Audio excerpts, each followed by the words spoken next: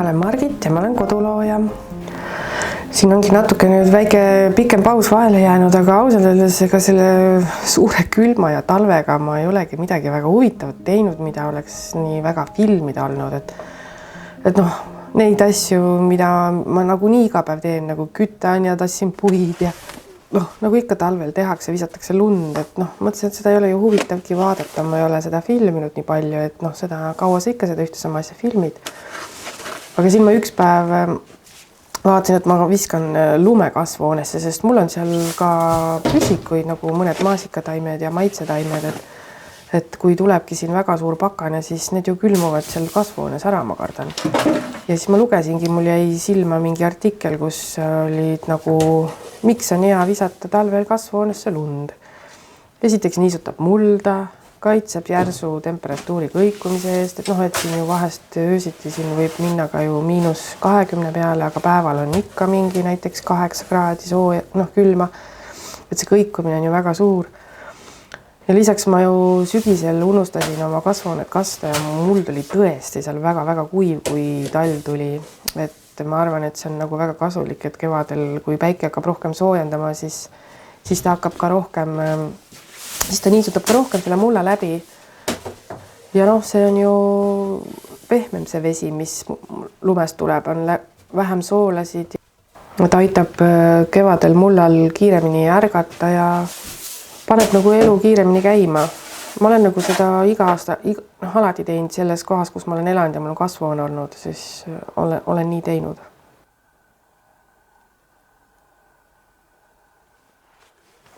Ja siis ma mõtlesin, et kuna ma olen viimasel ajal hästi palju näinud Instagramis seda õues lumeses jäätise tegemise videot, siis ma mõtlesin, et ma pean selle ise ka läbi proovima. Et ma olen midagi sarnast kunagi ammu teinud, aga ma ei ole nagu niimoodi konkreetselt kohe jäätist teinud, et kohe süüa. Ja see nagu väga lihtne oli, et lihtsalt võtsin mingi kausi, mis hästi külma edasi annab või noh, nagu metall võib-olla oleks ka olnud hea, aga ma võtsin keraamilise ja siis sinna kausi põhja pannakse millegi pärast soolama, seda täpselt ei tea, miks seda sinna pannakse.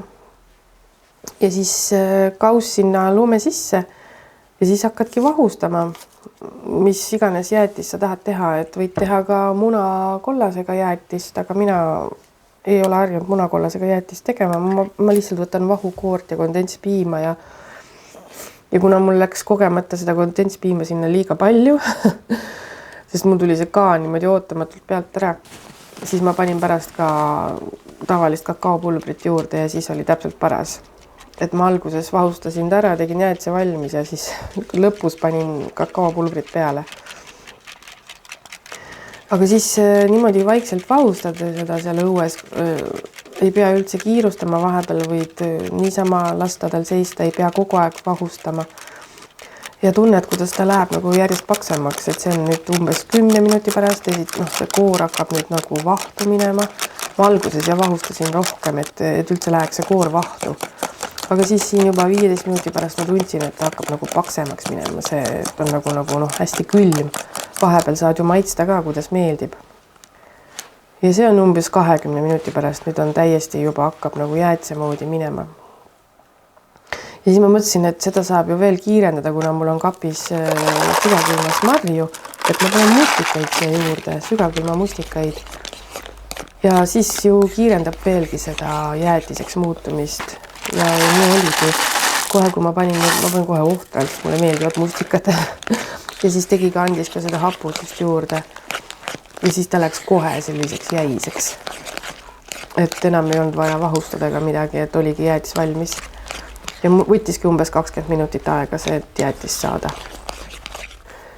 Ja lindudele olen ostnud sellise suurema koti, et see väikeste juppide kaupa ostmine pole väga mõttekas ja kuna nagunii, kui sa juba harjud lindusid toitma, siis tuleks seda ka nagu jätkuvalt teha, et muidu nad maasikesed ju jäävad nälga ja praegu on ju päris külm ka. Igal juhul linnud on väga tänulikud ja käivad mu akna taga väga aktiivselt. Õnneks kassid pole neile midagi teinud ja kõik on hästi.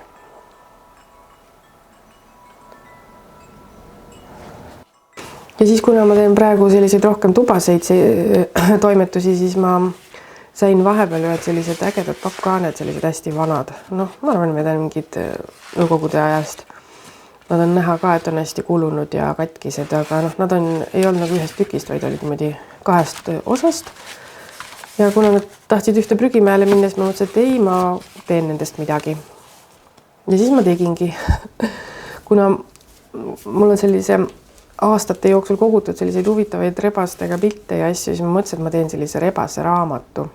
Lihtsalt enda jaoks ja lihtsalt, et midagi nokitseda ja lihtsalt, et kuskil oma loovust kasutada. Ja see tegemine osutus väga-väga mõnusaks. Ma nautisin igat seda hetke, kui ma seda tegin. Ja ma otsusin, et ma teen sellise nagu klappraamatu, mitte nagu klassikaliste lehtedega, vaid on selline nagu volditud, et on ühelt poolt raamat ja kui keerad ümber teisele poole, siis tuleb teiselt poolt samamoodi raamat. Ja siia on siis igasuguseid asju, infokilde, igasuguseid jutukesi rebastest, igasuguseid ütlemisi rebaste kohta, igasuguseid fakte rebaste kohta ja mis on nagu mingid toredad pildid, mis ma olen kuskilt aastate jooksul kogunud ja siin on ka lõpus üks selline väike Reinu Vadel rebase raamat, mis ma lihtsalt liimisin sinna vahele, mida on tore siis ka lugeda. Sellised väiksed jutukesed. Ja siis, ja kui nüüd keerad selle raamatu ümber ja siis saad teistpidi vaadata täpselt samamoodi, et selline huvitav meisterdus mulle endale väga meeldib ja ma olen ise väga rahul selle meisterdusega. Et võib-olla ma teen tulevikus veel midagi sarnast, mingil teisel teemal või lihtsalt nagu märkmiku moodi. Et ma ei tea, ma ise olen väga rahul, mulle nii meeldib see. Ja siis nagu nimed, nagu selline vanutatud mulje jääb sellest, et nagu oleks hästi vana.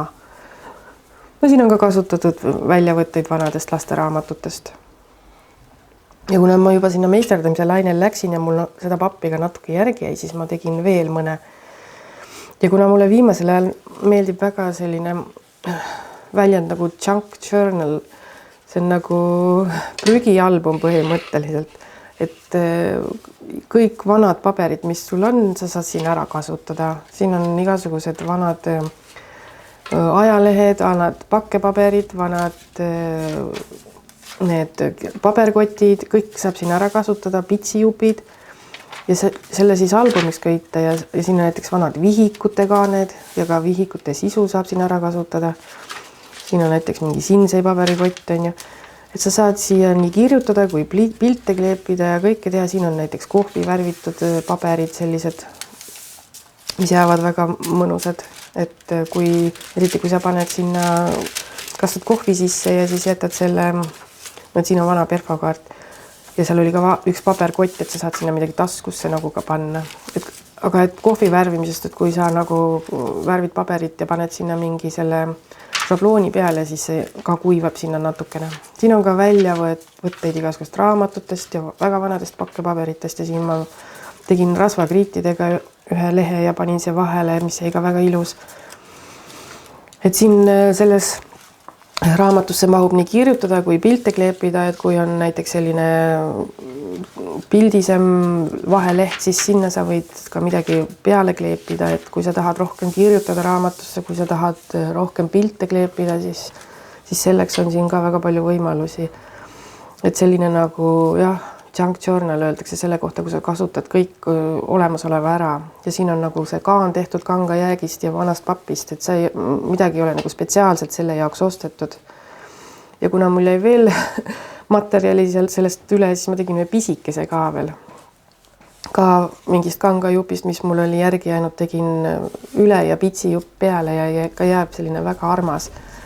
Täpselt samamoodi sisusse ka väljavõtteid mingitest raamatutest ja vanadest kalendritest ja vanadest vihikutest ja kõigest, mis seal on ka aastaarv oli, ma ei mäleta, kas oli 75 või midagi. Ja ka raamatulehti võib sinna vahele panna. Ühesõnaga, kõik, mis sul kodus on, võid ära kasutada ja siis ma ka kleepisin vahepeal sinna selliseid nagu riidejuppe, et oleks nagu ilusam ja neid võib ka sinna vahele rohkem kleepida. Ühesõnaga väga-väga mõnus meisterdamine ja väga ilus kingitus, et kui tahad kiiresti midagi sul ei ole nagu poest midagi mõtteid osta, siis tegelikult selle teeb nagu ühe õhtuga valmis ja on sul kingitus olemas, kui sa lähed küla peale. Vähemalt minule meeldib neid teha ja ka kinkida, nii et ma arvan, et ma teen ka neid muidugi müügiks mingi hetk, aga sellised armsad nad on. Ja siis ma näitan veel lõppu, et kui mul oli vaja üks päev ühte ümbriku ja ma mõtlesin, et mul kodus ei olnud ühtegi ümbriku, et sellist piklikku ümbrikut, kuhu panna nagu teha nagu õnnitluskaart ja väike võib-olla ka kupüür vahele panna, siis et oleks natuke pidulikum, mitte selline tavaline valge ja kuna siin maal ei ole kuskilt selliseid ilusaid ümbrikuid osta, siis tuleb ikkagi ise teha, et ma olen neid ju teinud ka ja ma lihtsalt mõtlesin, et kuna ma nagunii teen, siis ma ka filmin. Tuleb siis võtta nagu selline üks ruuduline paber ja leida see keskkoht, et selleks siis voldid ühelt poolt korra ja vajutad sinna keskele täppi ja teiselt poolt ja keskele täppi tuleb selline murdekoht sinna ja sa näed täpselt, kus see keskkoht on. Ja siis küljed paned nagu keskkohani täpselt ja siis sealt lükkad vaikselt tagasi niimoodi võrdselt, et vaatad, et kui kaugele sa tahad, kui suurt ümbriku sul vaja on täpselt. Mina siis jätsin mingi 2 sentimeetrit umbes, ma teen kõik silma järgi. Siin ei ole mingit täppisteadust, et jätsin umbes 2 sentimeetrit ja voltisin need maha. Mul oli vaja sellist piklikumat ümbriku, aga nüüd siis, kui sa tagasi keerad, siis sa saad ise suurust valida, et kas sa tahad sellist sügavamat, et kui sa jätad niimoodi allapoole niimoodi, siis tuleb selline sügavam ja suurem ümbrik ja kui sa tõstad kõrgemale, siis tuleb selline ilus piklik ümbrik, et siis selle järgi sa saad ise valida.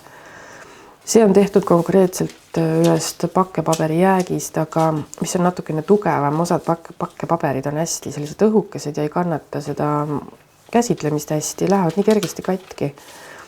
Aga kui on selline tugevam, siis saab väga hästi teha ja võib teha ka mingi näiteks vanast tapeedijäägist või mingisugusest muust kinkekotist, et tegelikult ümbrik ei pea ju olema nii tugevast paberist üldse tehtud, et seda ju ei kasutata niimoodi igapäevaselt, seda lihtsalt ainult korraks vaja. Et ma arvan, et see õhemast paberist on väga okei.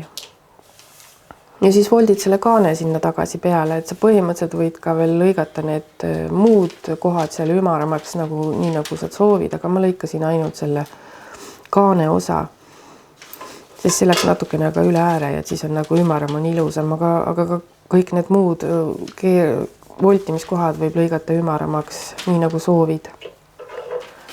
Ja ongi liimid kokku ja valmis, et siis võid ka kaunistada seda, mina ka panin sinna mõned kleepsud veel peale ja koha, kuhu sa saad kirjutada siis, kellele see ümbrik läheb ja võid ka sinna veel kleepida mingid piitsikesi või mis iganes asju peale, kui sa soovid väga sellist teistsugust ümbrikut saada, aga mul hetkel piisab sellest. Ja ongi ümbrik valmis, et ilus on teha mingi näiteks ka lillelisest paberist või see, kusjuures on kuldne paber, siit hästi ei saagi aru, kuldne paber valgete täppidega. Ja kuna mul oli just sellised kleepsud, ühel oli selline nagu templikujutis peal ja siis ma mõtlesin, et ma panen, selle kleepsuga oleks võinud ka selle ümbriku sulgeda näiteks, et paned selle kaane kinni, aga siis ma mõtlesin, et ei, et siis tahad ju vahepeal võib-olla millekski muuks äkki ka seda hiljem kasutada, siis on hea jälle, saad ju kordu kasutada, ei pea katki rebima ja jäi väga ilus. Ühesõnaga selline see video sai. Aga siia lõppu ma panen ka ühe väikese video ühest ristimisest, kus ma käisin pildistamas hiljuti ja seal lubati mul ka natuke filmida ja seda videot jagada, et kui minul oli näiteks seda väga huvitav vaadata, siis ma ei olnud varem ühelgi ristimisel käinud ja ma mõtlesin, et äkki mõnda inimest äkki huvitab veel, mis seal siis tegelikult tehakse. Siis see, keda huvitab, võib vaadata lõpuni ja kui sind see teema ei huvita, siis võid nüüd kinni panna. Ja kohtumiseni siis järgmise korrani. Olge terved ja tublid.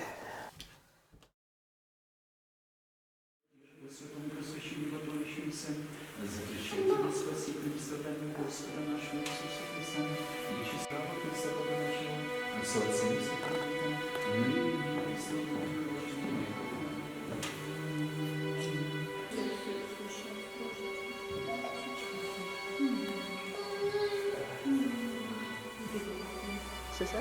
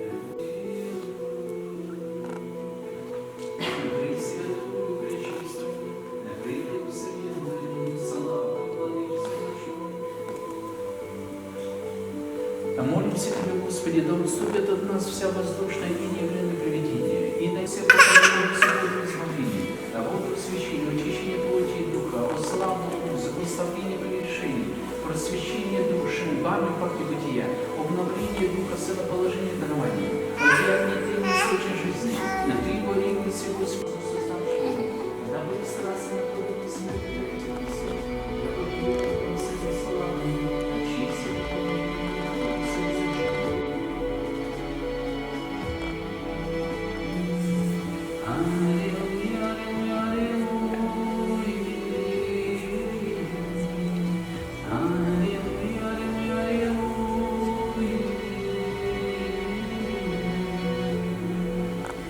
Свет просвещает священство лучей души, и небесный век.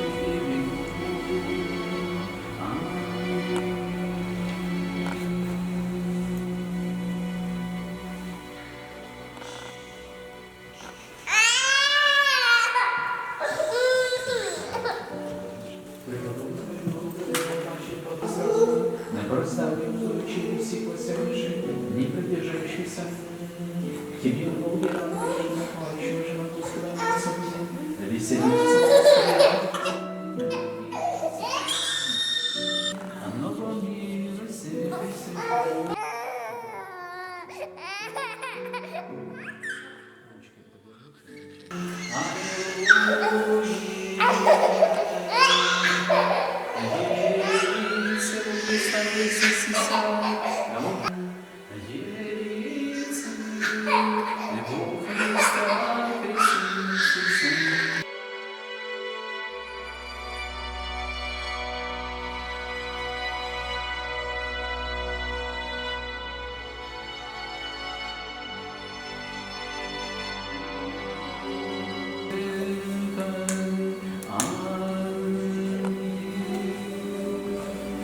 Слава Тебе, Господи, слава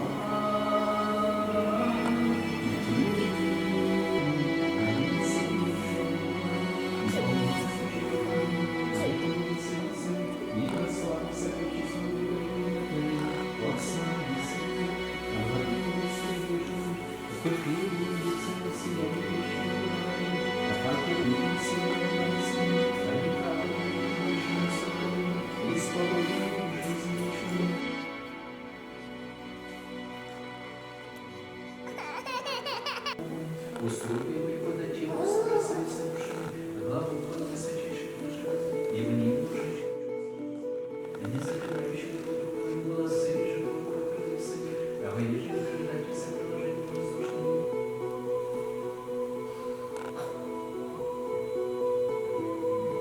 Я